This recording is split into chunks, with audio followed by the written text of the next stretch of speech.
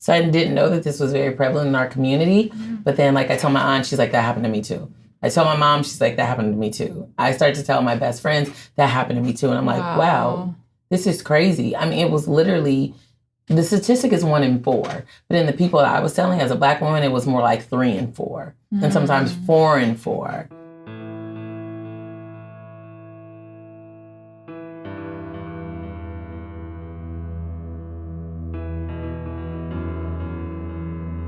It's surreal to me that I've crossed over into my 30s and the thought of having kids is slowly entering my mind.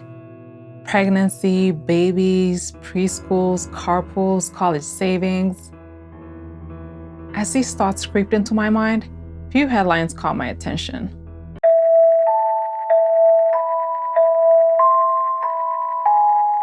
The US has one of the highest pregnancy mortality rates in the developed world. And for Black women, that rate is often 3 to 4 times higher. As an article on ProPublica put it, a Black woman is 22% more likely to die from heart disease than a white woman, 71% more likely to die from cervical cancer, but a staggering 243% more likely to die from pregnancy or childbirth-related causes. I didn't even know this problem existed, let alone at these mind-blowing rates. Shocked by what I was finding out, I reached out to Black women on social media. Within a few minutes of posting, I got my first hit. All right, I'm Latoya Samantha Leidig. I go by Samantha most of the time. I'm an author and birth doula. We connected when I was looking for somebody to speak to about this issue, yes. Pregnancy killing Black women. Mm-hmm. You had a very difficult pregnancy. Yes. Mm-hmm. Levi was born 2 years ago. Mm-hmm. He was due in March. He was due on March 8th, and I delivered him on November 25th. Oh. Whoa. How is that possible? Yeah. So, got pregnant via IUI. And everything was fine. My doctor, my reproductive endocrinologist out of Virginia, he was like, okay, so you've had these 2 issues. But mind you, before I got pregnant with Levi, I did like every test you can do. Like everyone. And he came back and he was like, there's nothing wrong with you. We can't find anything wrong with your uterus. We can't find anything wrong with your cervix. We can't find anything wrong with your chromosomes, like it's not genetic. So everything was good? Everything was fine. He was like, there's no reason why you shouldn't be able to carry a baby to full term. And I'm sitting there and I was feeling a lot of pain on the sides. And I was like, I'm going to go to Dr. Gum. So I went the next day and she's like, it's a round ligament pain. Everybody has it. It hurts. Deal with it. Like a week or 2 goes by. Same thing, but it felt more intense. Like it felt different. It didn't feel like, okay, my hips hurt. It felt like contractions. We got to the hospital, and because I'm not like doubled over in pain and like him and Han, the nurses were like, okay, well, you need to go fill out the paperwork. And I was like, I'm not doing that. I'm telling you something is happening. Like, I'm not going anywhere. Like, you need to put me in a room ASAP. Mm-hmm. So they did. And as soon as they gave me the gown and told me to change out, I looked at my panties and there was blood. So I was like, here we go, right? So they called my doctor. She came. She said, you have to have the baby. I went to see him in the NICU at Hollywood Presbyterian. And I was like, that's him?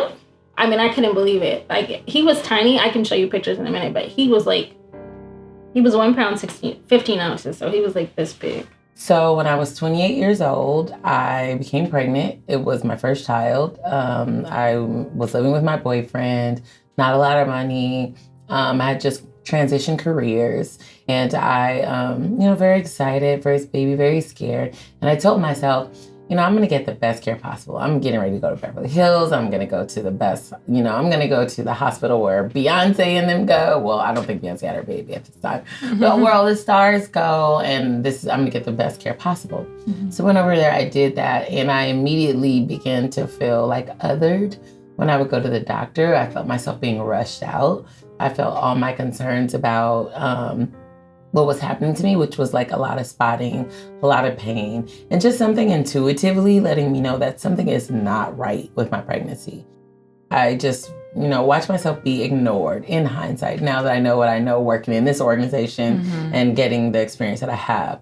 So at 6 months, I went into a premature labor. I was hurting in the bathroom, the same pains I'd been having the whole time, and hearing my doctor's voice saying, nothing's wrong. Like, you're okay. This pain is fine. And then when I tried to go get back into the bed, my water broke. We rushed to the hospital. I had to deliver the baby, but of course it was a stillborn baby, considered a stillborn even how early it was in my pregnancy, 6 months. When I found out I was pregnant, I was 21. Okay. I was at the end of my junior year at Florida Agricultural Mechanical University, FAMU. And I found out I was pregnant, and 6 months within my pregnancy, I found out that I was having twins, and that one of my twins had an imbalance. I ended up having them at 27 weeks. One was 2 pounds, 8 ounces. The other one was 2 pounds, 15 ounces, 3 pounds. All the stories I heard were similar. Difficult pregnancies with none too minor previous health issues, unresponsive medical professionals that ignored the concerns of the mothers, and lack of knowledge on the resources available to make the pregnancy and birthing process go smoother. NPR collected stories from 200 Black mothers and found out that, quote, the feeling of being devalued and disrespected by medical providers was a constant theme. Contrary to the assumption, this issue does not only affect poor and uneducated Black women. Recently, Serena Williams has been in the news for experiencing a very difficult birthing process. In interviews following her experience, she spoke about this issue that affects so many women in our community, regardless of class and access. The Queen of the Courts is revealing the dramatic story behind the birth of her daughter and life as a new mom. Williams saying she had to deliver baby Olympia by emergency C-section in September, saying the moment her new daughter was laid on her chest was an amazing feeling, and then everything went bad. After feeling short of breath, a CT scan revealed that Williams had a pulmonary embolism and other blood clots, which set off coughing fits that burst her C-section incision. She then had to have additional surgery to correct and prevent more clots from forming. Serena was lucky enough to survive, but a countless number of Black women were not.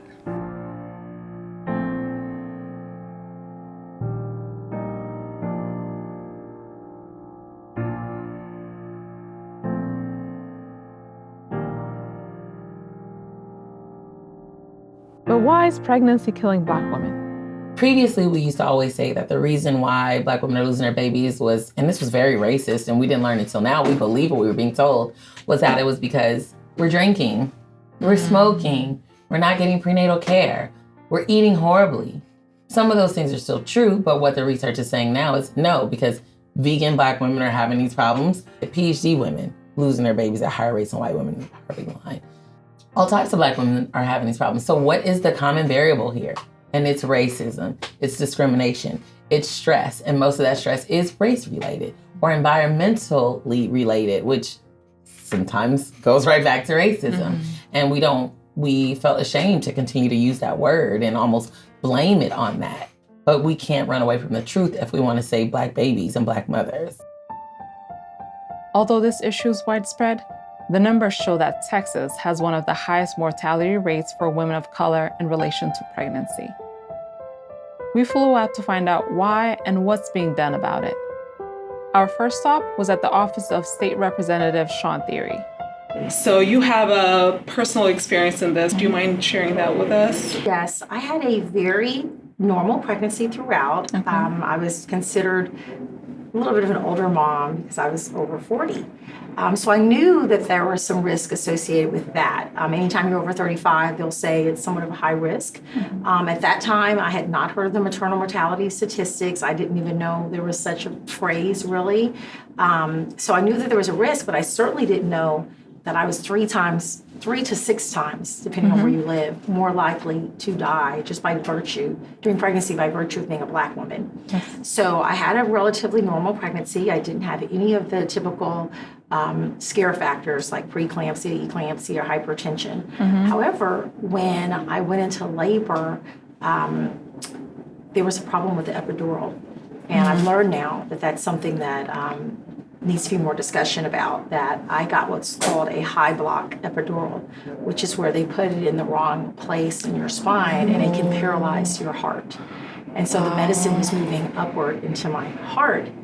And so versus numbing me below. Oh, wow. And so very quickly I realized I couldn't breathe, and I felt like I was having a heart attack.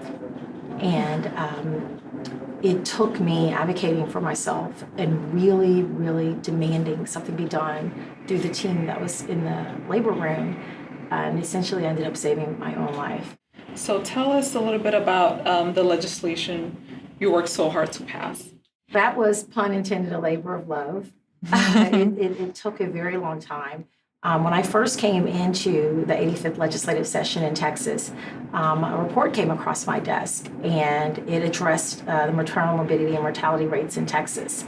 And I happened to pick it up and read it, and that's when I first found out that the most glaring statistic was that African American women were dying at alarming rates, but women overall in Texas were facing a lot of struggles. And so I did some research, and I noticed that we needed legislation to address this issue.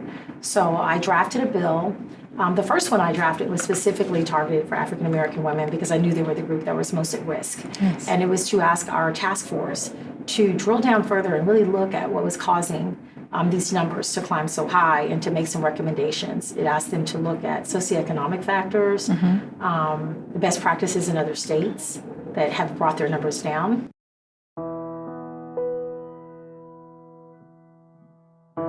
Surviving childbirth does not always mean a mother is out of the danger zone. Research shows that Black women are twice as likely to suffer from postpartum depression, but many tell stories of medical professionals that never follow up with them on this important matter. I just told a story recently publicly about this, and for everyone listening, I encourage women to tell their stories because it helps others. And absolutely. It just hit me in my work in this that, I never heard from my OBGYN again. Even after that whole traumatic experience, He never called me back once to come back to the office. They never checked on me. He never checked to see how I was doing. At the time, I didn't even really know what postpartum was. I knew that I was depressed. I knew that because I felt like my whole life was just like crumbling. So I knew that I was depressed. I was very unclear on the ways of how to get help. It was never, when you go for your 6 weeks appointment, I don't recall being asked, are you depressed? Are you going through anything? That was tough because I really didn't know how to process it. And I think that if I would have went to see someone at that time, the first year of them being home, I believe, would have been handled a lot differently. I would have been well aware of what I'm feeling. The number of organizations working to save the lives of Black mothers is growing. One is starting up right here in Austin. Healing Hands Community Doula Project is an organization that I'm starting as a nonprofit to address maternal mortality.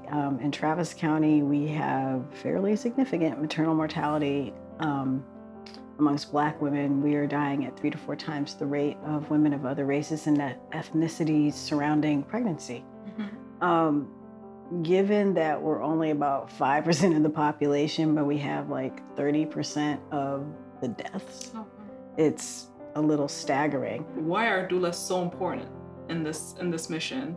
Well, personal opinion is that because of the way the healthcare system works and because of the biases that exist against Black women, my kind of personal mantra is no Black woman should go into a hospital on her own.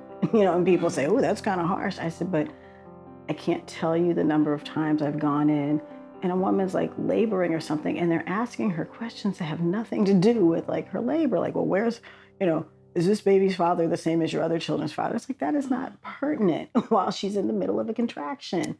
Or, she's in labor and trying to get checked in and they're trying to drug test her. I'm like, what are you doing? So for Black women, it's important that somebody's there that can advocate who's not in the middle of a contraction, whose legs aren't up in lithotomy position or what have you. Texas, I've read Texas has one of the higher in the country. Yes, we do. What's causing that? What's happening in Texas? Well, let's see. Let's start with, we have the highest number of uninsured people here. We are one of, I can't remember the number of states that did not take Medicaid expansion under the Affordable Care Act. So many people who would have benefited from having access to Medicaid don't.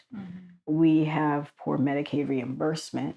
We have a number, the vast number now of women's health clinics closing or being closed, being defunded such that they then have to close.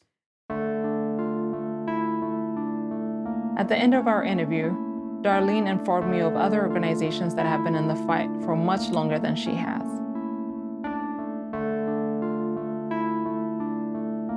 So the organization is Great Beginnings for Black Babies. Our mission is to put a big dent in the infant mortality disparities that we have. As you know, Black women lose their babies at 2 times higher rate than any other racial ethnic group. In Los Angeles County, that's 3 times. I'm brought to this work because I'm a part of the statistic. I also used to be a client here. And in that, I just really wanted to be more involved and got here and just to continue to do this work to kind of just combat the disparities that we have. Because it's not just infant mortality, you know, it's maternal mortality, and it's also low birth weight and prematurity. We have the same statistics in each of those categories. So it's really a public health crisis, and that's why we're here.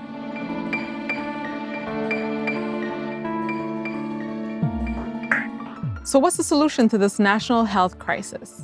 So what I think needs to happen in order to address the disparities that we have of, you know, infant mortality and Black maternal mortality is, 1, educating ourselves. Again, like I said, when I knew that I should be advocating for myself, no matter what this person's education was like or what their title was, that was a lifesaver for my son. So that has to happen first. So that's the work we do. That's the work that we hope, you know, you all will be able to do with this story. And that's like most important. The second thing we need to do is call a spade a spade. We have to start saying racism is killing our babies.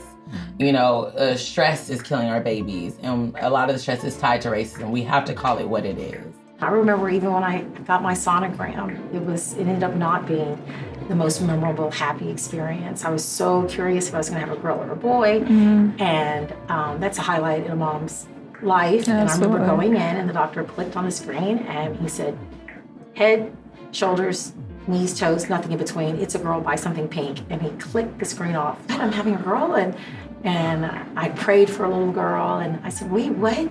And he clicked it back on, and he said, head, shoulders, knees, foot, toes, no, nothing in between. Go buy something pink. He did it again. The number one thing I want to say is, if you're not comfortable with your doctor, find another doctor. If you're not comfortable with that doctor, find another doctor. Don't apologize. Absolutely. You know, it's not the time where you have to just be polite. You know, it can make the difference. You're fighting for your life. I would say get a doula if you can. Some people can't afford a doula. And so maybe you just need that person, but you need support. Try your best to stay free of stress. So if anything is stressing you out, I mean, I know that we're really strong, our culture, like we are strong women. And so oftentimes we try to push through things, and certain things that we really don't have to deal with. We deal with it because we put that in the category of, oh, well, we're strong. But you don't have to. So if there's anything that is stressing you out, free yourself from it, you know, and your unborn child or even your child after it's born will experience the same things. I would tell a Black woman that's expecting a baby to, first of all, don't be unaware of the fact that you are a Black woman, period. Period. Every time you walk in the doctor's office, I don't care if it's whatever, you're a Black woman. Be very clear and concise as to what it is that you want. Be very on top of what you want and how you want it done, because they will throw your opinion on what it is that you want or your suggestions under the rug as though what you're saying isn't important.